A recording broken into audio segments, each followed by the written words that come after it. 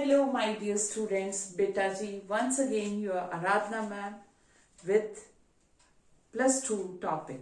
Okay, topic from the plus 2 standard political science. As you are familiar, we were discussing about the Cold War.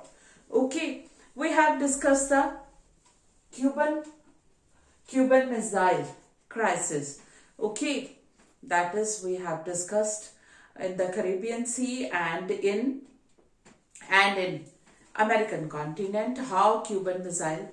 Okay, Cuba was a socialist or communist country, and USSR was in great threat that America may overthrow the socialist communist government which is in the favor of in the bloc of USSR and may establish democratic state there. So missiles were, you can say, implant and set there, and that was in the range of America threatened from that incident. Okay, so we have discussed in detail, and afterwards we discuss about the two blocks of the world, how Cold War started after Second World War, and how the whole world divided into two blocks. Okay, one was led by USA, United States of America, and other was led by USSR,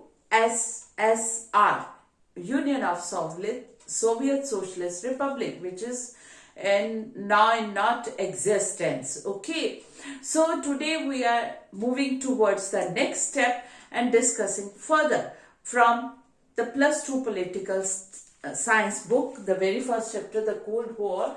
Now we are discussing the arenas of Cold War. Arena बेटा ये जैसे अखाड़ा होता है कुश्ती लड़ने की जगह.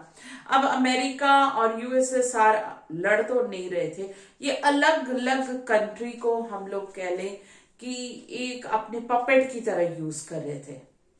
ठीक है, किसी ना किसी को अपना शिकार बना के ये मेरे. इसी वजह से east Germany divided into two parts. East Germany जो थी वो यूएसएसआर ने अपने कंट्रोल में रखा हुआ था. West Germany was under the control of USA, that was democratic and capitalistic, and East Germany was socialist and communist government. Similarly in Korea also, that was also partitioned into two parts, North Korea and South Korea.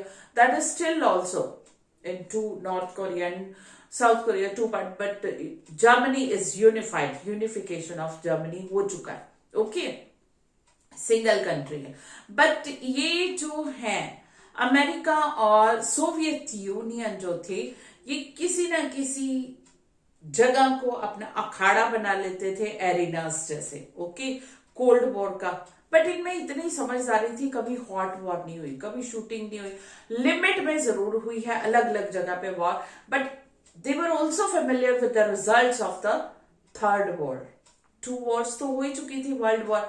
First from 1914 to 1918, and Second World War from 1939 to 1945, and they were quite familiar, very much you can say know about the results, consequences of the Third World War. Okay, क्योंकि दोनों powers के पास nuclear weapon थे, दोनों powers के पास disasters arm and ammunition थे, दोनों की strategy बहुत खतरनाक, दोनों की स्टेटमेंट बहुत खतरनाक, दोनों कॉन्फ्लिक्ट बहुत डिजास्टर्स डेंजरस वे से कर रहे थे. उनको पता चाहे विक्टर हो चाहे विक्टिम हो, कुछ नहीं बचेगा, इतनी उनको समझ थी, इतनी उनमें अक्लमंदी थी. बट पूरी दुनिया को डरा के रखा हुआ था कि अब भी लड़ाई हो जाएगी, अब भी तबाही हो जाएगी, अब भी पता नहीं कौन टारगेट बनेगा, और अंदर से खुद समझदार थे. स्टेटमेंट ऐसी इशू कर रहे थे, बयान वैसी ऐसे कर रहे थे, अभी एक दूसरे को तबाह कर देना है, पर कभी थर्ड वर्ल्ड वॉर में कन्वर्ट नहीं हुए. छोटी छोटी लड़ाइयां अपने आप को सुपीरियर साबित करने के लिए करते रहे. इसी को हम लोग एरिनाज ऑफ कोल्ड वॉर कहते हैं, या अखाड़े, रणभूमि. ठीक है, जहां पे ये लड़ते रहे हैं, जिन कंट्रीज को इन्होंने शिकार बनाया. वो कौन कौन से थे? एक तो हमने Cuban missile crisis we have discussed. Okay, the secondly direct confrontation, उनकी जो झपट लड़ाई कोरिया में. I told you North and South Korea में डिवाइडेड हो गया.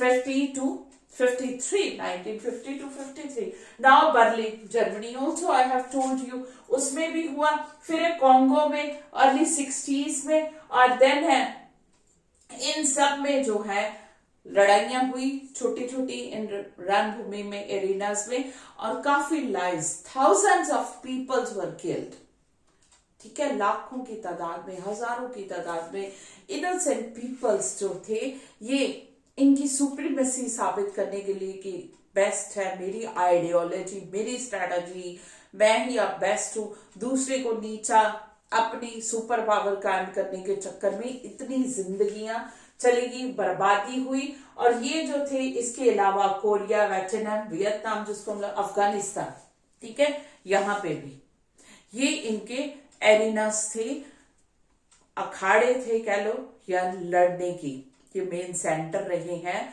और यूएसए के एंड यूएसएसआर के।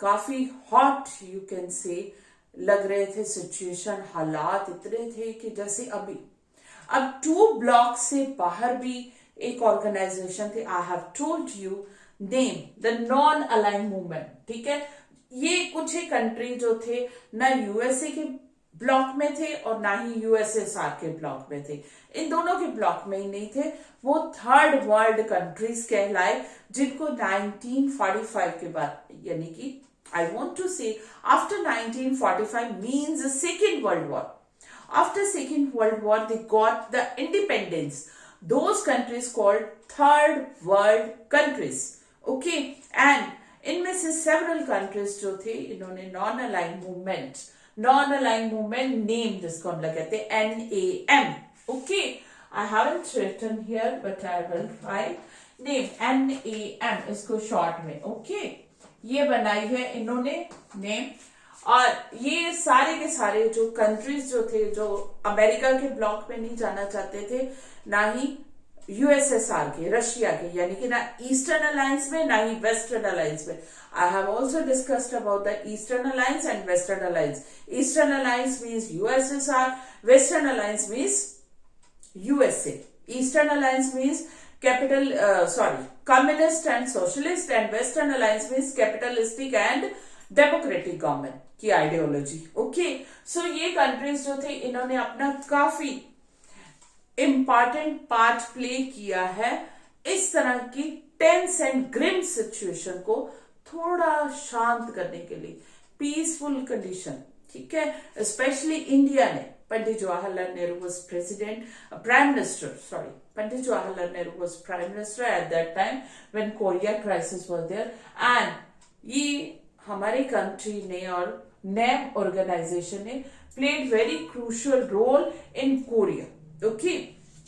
यहाँ पे बहुत अच्छी हम लोग कहें कि नेगोशिएशन, बातचीत स्टार्ट की है, हालात को कंट्रोल में किया है। Then UNO secretary, United Nation secretary general ने भी कॉन्गो क्राइसिस जब हुए हैं, I will upload the video on Congo crisis also. What was that? In detail. Okay, Congo crisis में भी बड़ा crucial part play किया, क्योंकि उन हालात में भी ऐसे लग रहा था कि अभी थर्ड वर्ल्ड हो जाती, अभी Congo crisis में ऐसे, ठीक है, एक दूसरे के ऊपर हथियार तान लेते थे।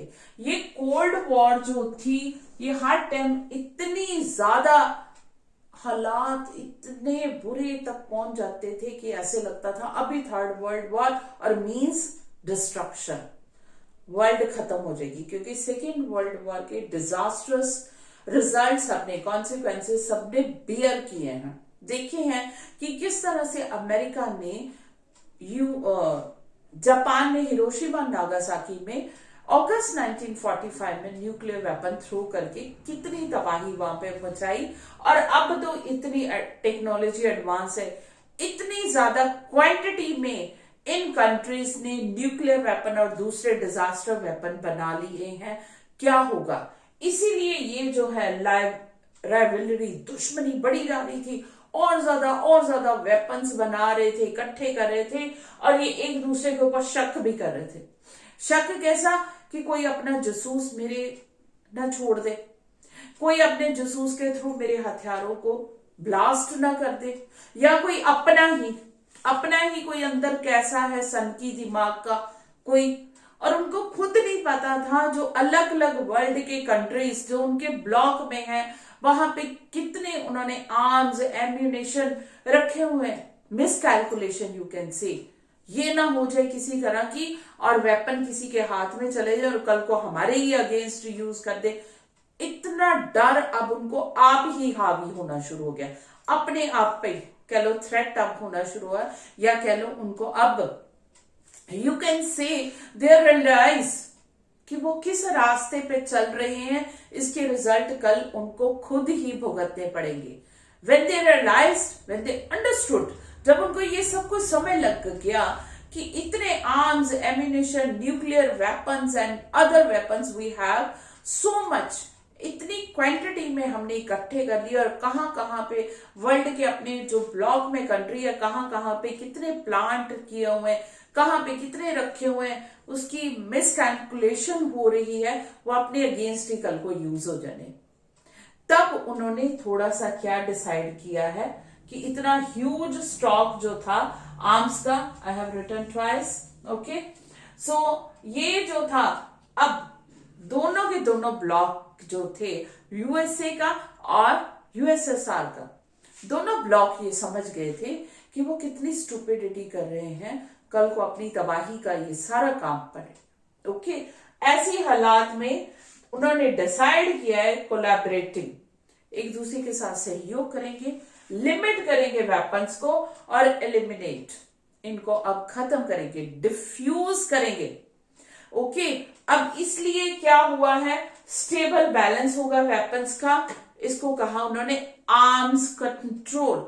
आर्म्स मतलब हथियार, कंट्रोल मतलब नियंत्रित किए जाएंगे, ज्यादा नहीं बनाने, लिमिट में। ये पहली बार इन्होंने समझदारी की है, एक कोलैबोरेशन इन एलिमिनेटिंग, हथियारों को खत्म करने के लिए अमेरिका एंड सोवियत यूनियन ने, ठीक है, USA United states of America and union of Soviet socialist Republic ने फर्स्ट टाइम ये समझदारी की है कि अब कुछ ऐसी ट्रीटीज की जाएंगी, ऐसे समझौते किए जाएंगे कि जिससे कम से कम आर्म्स रखे जाए, हथियार, चाहे न्यूक्लियर हो चाहे non nuclear, other weapons you can से, वो सारे तरह के, ठीक है।